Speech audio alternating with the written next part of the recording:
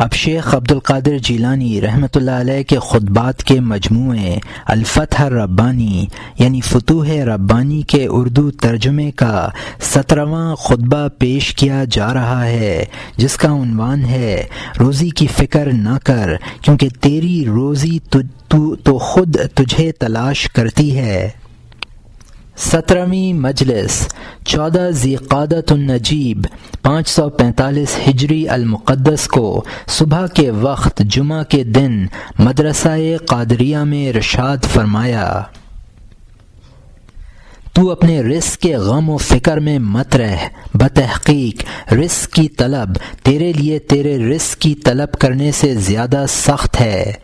جب تجھے آج کا رزق مل جائے تو آنے والی کل کے رزق کا غم و فکر چھوڑ دے، جیسا کہ گزشتہ کل کو تو نے چھوڑ دیا ہے۔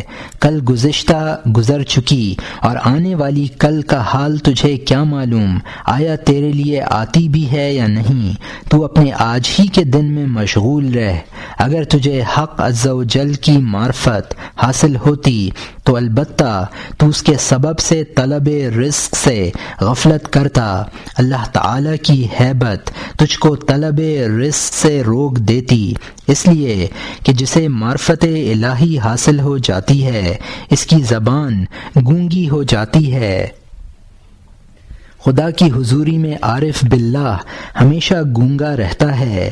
حق عز و جل ہی اس کو خلق کی مصلحتوں کی طرف لوٹا دیتا ہے، پھر جب حق تعالی اس کو خلق کی طرف لوٹا دیتا ہے تو اس کی زبان سے گونگا پن اور درماندگی دور فرما دیتا ہے۔ موسیٰ علیہ السلام جب بکریاں چرایا کرتے تھے ان کی زبان میں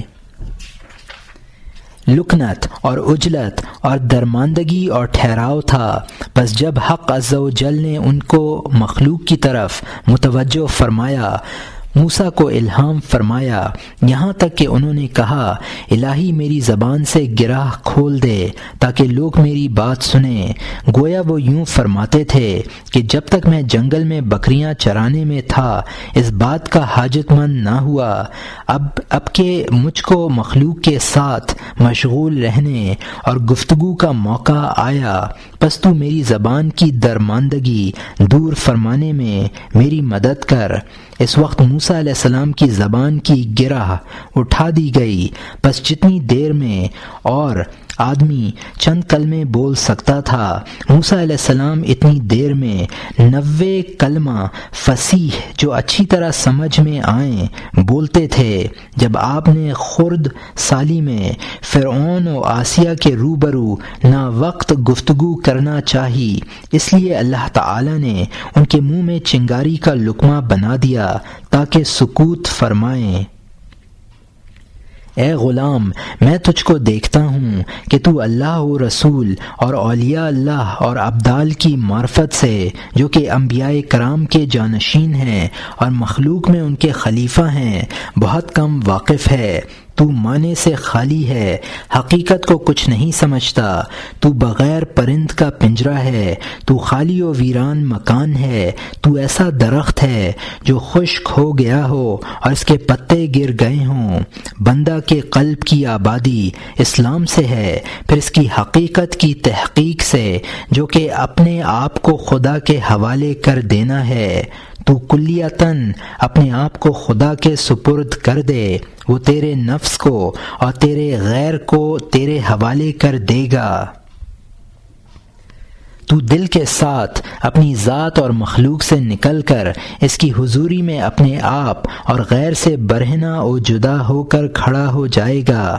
پھر جب حق عز و جل چاہے گا تجھ کو لباس پہنا دے گا اور تجھ کو خلق کی طرف واپس بھیج دے گا، پس تو اپنی ذات میں اور دیگر مخلوق میں رسول اللہ صلی اللہ علیہ وسلم اور ان کے بھیجنے والے خدا کی رضامندی کے ساتھ اس کے حکم کی تعمیل کرے گا، اور اس کے بعد اس کے انتظار میں ہر حکم کے انتظار میں ہر حکم میں موافقت کرنے والا بن کر کھڑا ہو جائے گا۔ ہر وہ شخص جو ماسوا اللہ سے مجرد ہو کر اپنے قلب و باطن کے قدموں پر کھڑا ہو کر اس کی حضوری میں رہے گا، پس وہ زبان حال سے ویسا ہی کہے گا جیسا کہ موسیٰ علیہ السلام نے کہا تھا، وَأَجْلَتْ إِلَيْكَ الآیہ، اے رب میں نے تیری طرف آنے میں اس لیے جلدی کی کہ تو راضی ہو جائے، میں نے اپنی دنیا و آخرت اور سب خلق کو چھوڑ دیا، تمام اسباب کو اور ارباب کو چھوڑ دیا اور تیری طرف جلدی کر کے اس لیے آیا تاکہ تو مجھ سے راضی ہو جائے، اور اس سے پہلے جو میں مخلوق کے ساتھ ٹھہرا رہا اس کو بخش دے۔ اے جاہل، تجھے ان باتوں سے کیا مطلب؟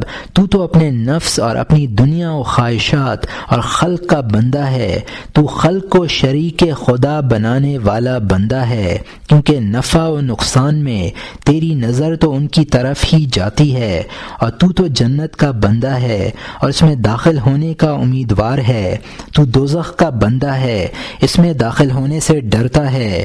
تم اس خدا سے جو کہ دلوں اور بینائیوں کا پلٹ دینے والا، جو ہر شے کو کن کہہ کر پیدا کرنے والا ہے، کہاں بھاگے ہوئے ہو؟ اے غلام، تو اپنی طاعت کے سبب سے خدا سے روگدانی نہ کر اور اس پر غرور نہ کر، حق سبحانہ سے قبولیت طاعت کی دعا کر اور اس امر سے کہ کہیں وہ تجھ کو معصیت کی طرف راجع نہ کر دے ڈرتا رہ۔ تجھے اس سے کون نڈر کر رہا ہے کہ تیری طاعت سے کہہ دیا جائے معصیت بن جا، اور تیری صفائی سے کہہ دیا جائے کہ تو مقدر ہو جا۔ عارف باللہ کسی چیز کے ساتھ نہیں ٹھہرتا اور کسی شے سے دھوکہ نہیں کھاتا، اور جب تک کہ وہ دنیا سے دین کی سلامتی اور حفاظت الہی کے ساتھ ان معاملات میں جو اس کے اور خدا کے درمیان میں ہیں نکل نہیں جاتا، امن میں نہیں ہوتا ہے۔ اے قوم، تم قلب کے اعمال و اخلاص کو لازم پکڑو۔ اخلاص ظاہری ما سوا اللہ سے قطع تعلق کرنا ہے، اور معرفت الہی اس کی جڑ۔ میں تم میں سے اکثر لوگوں کو اقوال و افعال، خلوتوں جلوتوں میں جھوٹ بولنے والا دیکھ رہا ہوں۔ تمہارے لیے ثابت قدمی نہیں، نہ تمہارے دعوے کے گواہ۔ تمہارے اقوال بلا افعال ہیں، اور افعال بلا اخلاص و بلا توحید کے۔ اگر تم اس کسوٹی سے جو کہ میرے ہاتھ میں ہے دوری کرے اور تجھے یہ پسند آ جائے تو تیرے لیے کیا نفع دے گا؟ تجھ کو خدا کی مقبولیت اور خدا کی رضامندی کی خواہش بحالت موجودہ بے سود ہے۔ عنقریب تیرے پترے چاندی کے لے کر پگھلاتے وقت اور آگ دہکاتے وقت رسوا و ظاہر ہو جائیں گے۔ کہا جائے گا یہ سپید ہے، یہ سیاہ، یہ ملمع و مخلوط کردہ ہے۔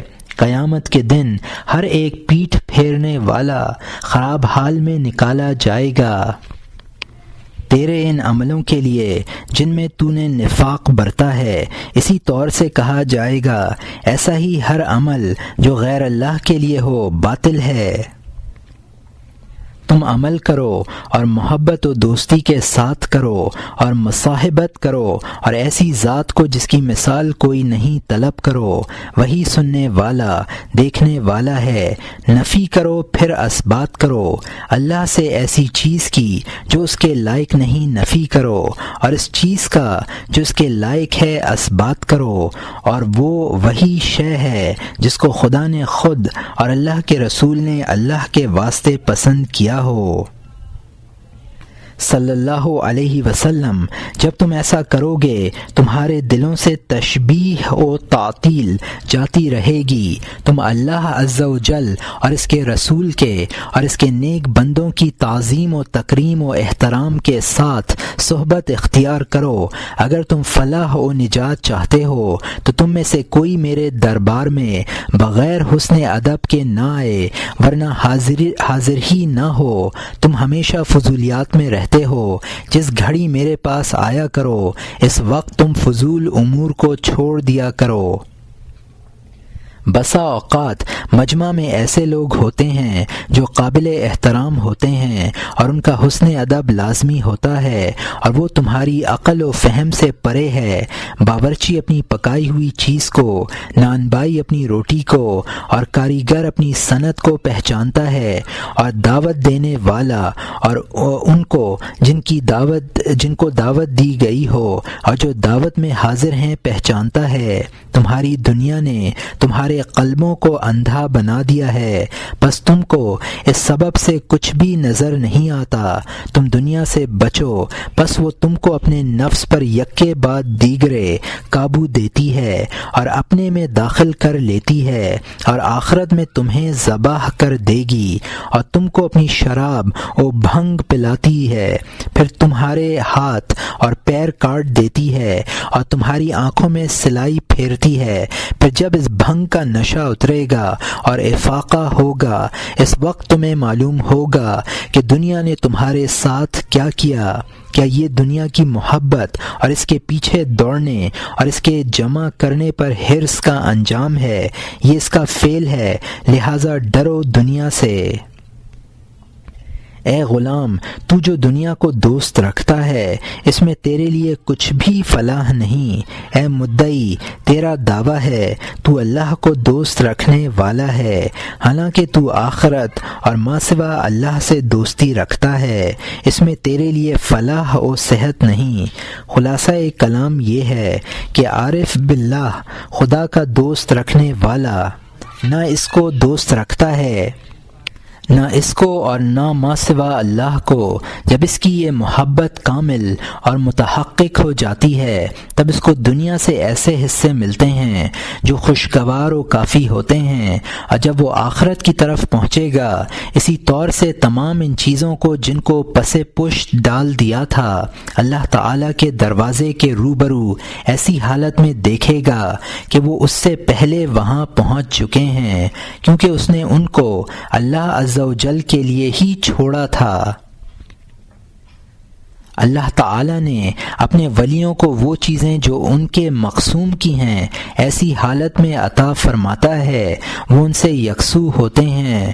حظوظ قلبی باطنی ہیں اور حظوظ نفس ظاہری، پس حظوظ قلب بغیر اس کے کہ نفس کو اس کے حظوظ سے روکا جائے حاصل نہیں ہوتے۔ پھر جب نفس کو روک دیا جاتا ہے حظوظ قلب کے دروازے کھول دیے جاتے ہیں، یہاں تک کہ جب قلب ان حظوظ سے جو اللہ کی طرف سے ملے تھے بے پرواہی برتتا ہے، نفس کے لیے رحمت الہی آتی ہے۔ پس بندہ سے کہا جاتا ہے کہ تو اپنے نفس کو قتل نہ کر، پس اس وقت نفس کو اس کے حصے حاصل ہو جاتے ہیں اور وہ مطمئن ہو کر ان کو لے لیتا ہے۔ تو ان لوگوں سے میل جول چھوڑ دے جو تجھے دنیا کی رغبت دلائیں اور جو تجھے دنیا سے بے پرواہ بنائیں، تو ان کی ہم نشینی تلاش کر۔ ہر جنس اپنے ہم جنس کی طرف مائل ہوتی ہے، ان میں کے بعض پر چکر لگاتے ہیں، محبین کے پاس ہی جاتے ہیں تاکہ ان کے پاس اپنے محبوب کو پالیں۔ اللہ کے چاہنے والے اسی کی راہ میں دوستی رکھتے ہیں، پس یقیناً خدائے تعالیٰ ان کو دوست بنا لیتا ہے اور ان کی مدد فرماتا ہے اور بعض کو بعض کے ساتھ تقویت پہنچاتا ہے۔ خلق کو دعوت الہی دینے میں ایک دوسرے کی مدد کرتے ہیں، ان کو ایمان و توحید کی طرف اور اعمال میں اخلاص پیدا کرنے کی طرف دعوت دیتے ہیں۔ مخلوق کا ہاتھ پکڑ کر خدا کے راستے پر ان کو لا کر کھڑا کر دیتے ہیں۔ جس نے خدمت کی وہ مخدوم بنا، جس نے احسان کیا اس کے ساتھ نیکی کی جائے گی، جو عطیہ دے گا اس کو عطیہ دیا جائے گا۔ جب تو دوزخ کا کام کرے گا کل تیرا ٹھکانہ دوزخ بن جائے گی، تو جیسا کرے گا ویسا بدلہ دیا جائے گا، جیسے تم ہوگے ویسے تم پر حاکم مقرر کیے جائیں گے، تمہارے عمل تمہارے حاکم ہیں۔ تو دوزخ والوں کے سے عمل کرتا ہے اور اللہ عز و جل سے جنتوں کی امیدواری کرتا ہے، تو جنت کی تمنا بغیر جنت والوں کے عمل کے کیوں کرتا ہے؟ اصحاب جنت وہ ارباب قلوب ہیں جنہوں نے دنیا میں رہ کر اپنے قلوب سے عمل کیے تھے، نہ کہ محض اپنے اعضائے ظاہری سے۔ عمل بغیر موافقت قلب کے کیا چیز ہے؟ کیا عمل کرتا ہے؟ ریاکار اعضائے ظاہری سے عمل کرتا ہے اور مخلص قلب و اعضائے ظاہری دونوں سے عمل کرتا ہے۔ اس کا عمل اول قلب سے ہوتا ہے، پھر دوسرے اعضاء سے۔ مومن زندہ ہے اور منافق مردہ۔ مومن اللہ عز و جل کے لیے عمل کرتا ہے اور منافق خلق کے لیے عمل کر کے اس پر خلق سے مداح و عطا کا طالب ہوتا ہے۔ مومن کا عمل ظاہر و باطن، جلوت و خلوت میں ہر جگہ یکساں ہوتا ہے، راحت میں بھی اور تکلیف میں بھی، اور منافق کا عمل محض جلوت میں ہوتا ہے، اس کا عمل محض راحت میں ہی ہے۔ بس جب اس پر مصیبت آ جاتی ہے تو نہ اس کے لیے عمل ہوتا ہے اور نہ خدا کی صحبت و معیت، اس کا اللہ عز و جل اور اس کے رسولوں اور اس کی کتابوں پر ایمان ہی نہیں۔ نہ وہ حشر و نشر کو یاد کرتا ہے اور نہ حساب و کتاب کو۔ اس کا اسلام صرف اس لیے ہوتا ہے تاکہ اس کا سر اور مال دنیا میں سلامت رہے، نہ اس کے لیے آخرت میں اس آگ سے جو کہ عذاب الہی ہے سلامت رہ سکے۔ اس کا روزہ اور نماز اور علم پڑھنا لوگوں کے سامنے ہی ہوتا ہے، جب ان سے جدا ہو جاتا ہے تب اپنے مشغلہ اور کفر کی طرف لوٹ آتا ہے۔ اے اللہ، ہم تجھ سے اس حالت سے پناہ مانگتے ہیں اور دنیا و آخرت میں اخلاص کا سوال کرتے ہیں، آمین۔ اے غلام، اپنے عملوں میں اخلاص کو لازم پکڑ اور اپنی آنکھ کو عمل اور اس پر خلق و خالق سے عوض طلب کرنے سے اٹھا لے۔ تیرا عمل محض اللہ کی ذات کے لیے ہو، نہ کہ اس کی نعمت کے لیے۔ تو ان لوگوں میں سے ہو جا جو اس کی ذات کو چاہتے ہیں، اسی کو چاہ یہاں تک کہ وہ تجھے تیرا مقدر عطا فرمائے۔ بس جب یہ عطیہ اس کی طرف سے تجھے مل جائے گا تو تجھے دنیا و آخرت میں جنت حاصل ہو جائے گی۔ دنیا میں اس سے قرب اور آخرت میں دیدار الہی، اور جس بدلہ کا وعدہ کیا گیا ہے وہ تو تابع اور اس کے ضمن میں ہے۔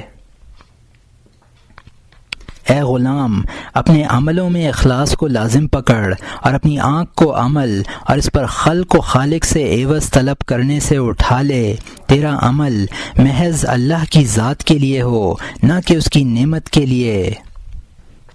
تو ان لوگوں میں سے ہو جا جو اس کی ذات کو چاہتے ہیں، اسی کو چاہ یہاں تک کہ وہ تجھے تیرا مقصد عطا فرمائے۔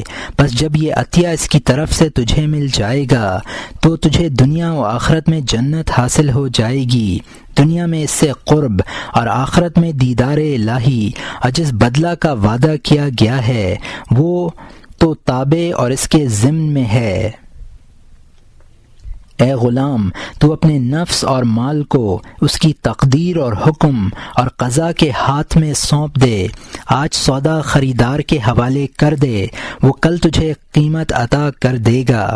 بندگان خدا نے خدا کی طرف اپنے نفسوں، قیمت و سودا سب کو حوالہ کر دیا اور کہہ دیا کہ نفس و مال و جنت اور تیرے سوا جو کچھ ہے وہ سب تیرا ہے، ہم تیرے سوا کوئی چیز نہیں چاہتے۔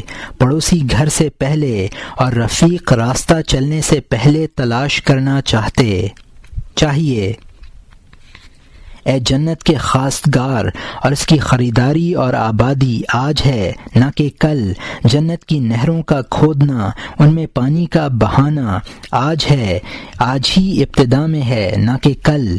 اے قوم، قیامت کے دن دل اور آنکھیں الٹ پلٹ ہو جائیں گی، اس دن قدم لغزش میں آ جائیں گے، مسلمانوں میں سے ہر ایک اپنے ایمان و تقوی کے قدم پر کھڑا ہوگا، ثابت قدمی موافق اندازہ ایمان کے ہوگی۔ اس دن ظالم اپنے ہاتھوں کو کاٹ کاٹ کھائے گا، کیوں اور کیسے ظلم کیا تھا، اور مفسد اپنے ہاتھوں کو کاٹے گا کہ کیوں فساد مچایا تھا اور اصلاح نہ کی، اپنے آقا سے کیوں بھاگتا پھرا۔ اے غلام، عمل پر غور نہ کر، بتحقیق اعمال کا اعتبار خاتمہ پر ہے۔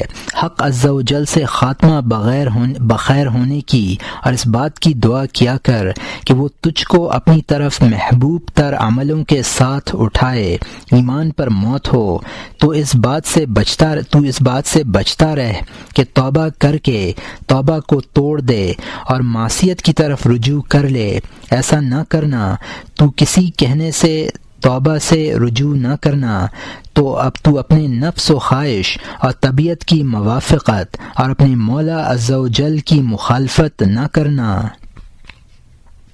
معصیت آج بھی تجھے ذلیل کرے گی، اور جب تو معصیت کرے گا کل قیامت کو حق عز و جل تجھے رسوا کرے گا اور تیری مدد نہ فرمائے گا۔ اے اللہ، اپنی اطاعت کی توفیق سے ہماری مدد کر اور اپنی معصیت سے ہمیں رسوا نہ کر، اور ہم کو دنیا و آخرت میں بھلائی دینا اور عذاب دوزخ سے بچانا۔ آمین۔